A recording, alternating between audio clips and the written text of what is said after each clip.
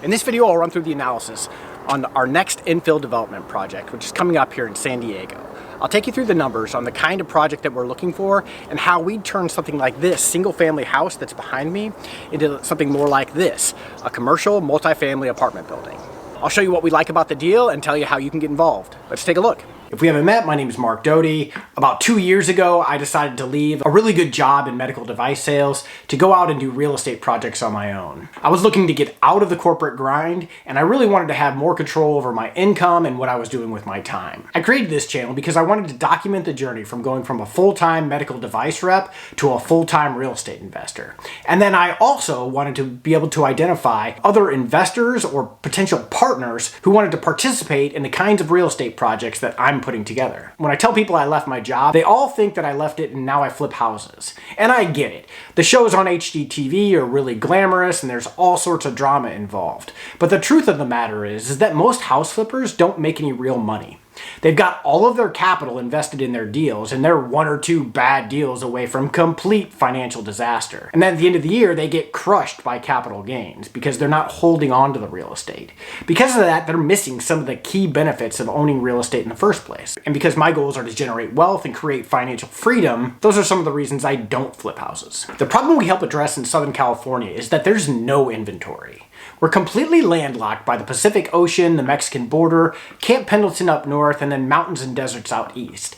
We have no inventory because there's nowhere to build. But the city and the state entities know that, so they've passed regulations that streamline the development of infill projects. They've made it easier and faster to develop apartments and ADUs, which are accessory dwelling units, inside the urban core. And those are the kind of projects that I go after. But even with the new regulations, it's not like this is an easy problem to solve. You have to hire a full design team of architects and engineers to battle back and forth with the city over your plans.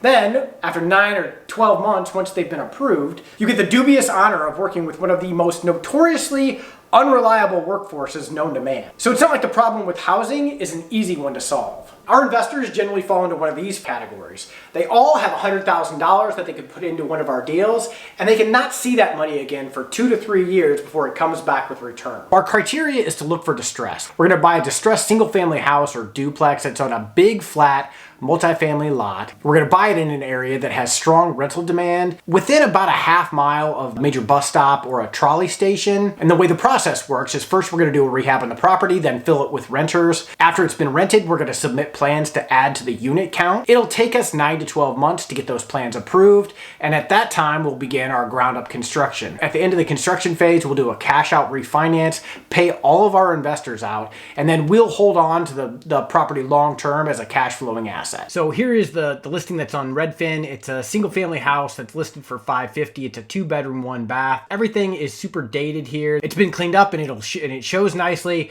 but it's really outdated and everything in here is going to need to be updated. Then when we look at the lot, it's got a ton of space in the backyard. Then when we switch over and look at some of the zoning information, our property is here on the zoning map. It's zoned RM3-7, which means it's residential multifamily. It's in an opportunity zone. It's part of complete communities. And then it's within the transit priority area. It's a relatively big lot at just over 5,100 square feet. So it really looks like it's ripe for development. And then if we look at the area as a whole, it's just south of Balboa Park and the Naval Medical Center. It's east of downtown by like a mile. And then it's in the Logan Heights and Golden Hill area, just north of the 32nd Street Naval Base. So there should be a ton of rental demand for this area. A really strong rental area, totally up and coming. Looks like a nice little property. And then this is what we would do if we actually get this one under contract and move forward with it.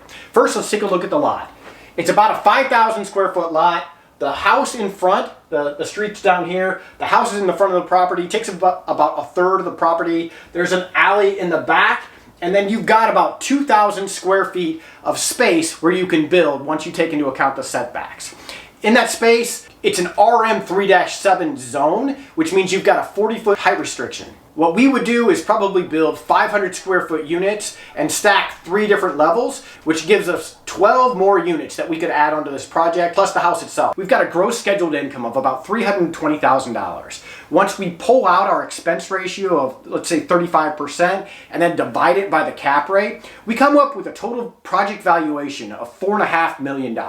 We buy it for $550, put, say, $2 million into the construction, and walk away with $2 million. That is why I like these kinds of projects. One of the reasons I'm doing this video is to build a team of people who want to do projects like this, and I'm looking for skill sets that fall into 3 different categories. One would be the ability to manage the capital, so that's going to be raising money from investors and dealing with the bank financing and the construction loans. Right now I'm filling that role and probably going to in the foreseeable future. But I'm also looking for construction management, so someone who can manage the construction team and the project as we're going through that part of the build. And then the third piece will be looking for people who can find deals and handle the acquisitions component. If you have these values or you know somebody who would want to join a real estate team like this, reach out to me and let me know, because I'm looking for this type of people to join the team. I'm raising capital now because I want to buy as many of these projects while the market's down, then spend the next 9 to 12 months getting the plans approved, and then once the market starts to recover, begin construction on the new units. So how did I get into this in the first place? I got my undergrad degree from the University of Missouri in business, and then moved to San Diego in 2004. I'm married with 3 little kids.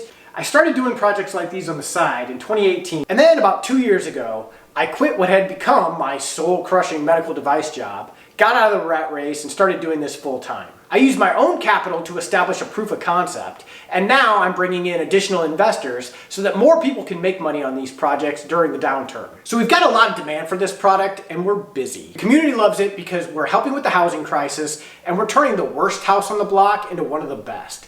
Our investors like it because they're getting a double-digit return that's backed by a hard asset, and we have to do all the dirty work. And at the end of the day, we're doing exactly what the big boys are doing. We're buying distressed housing at a discount and then turning it into something better than it was before we found it. Well, that's it for this one. If you like what we're doing and want to see how you can get involved in a project like this, reach out to me through the website, which is dotycapitalgroup.com, and schedule a consultation. You can see how you'd match up with our criteria and how you'd fit in on one of the projects.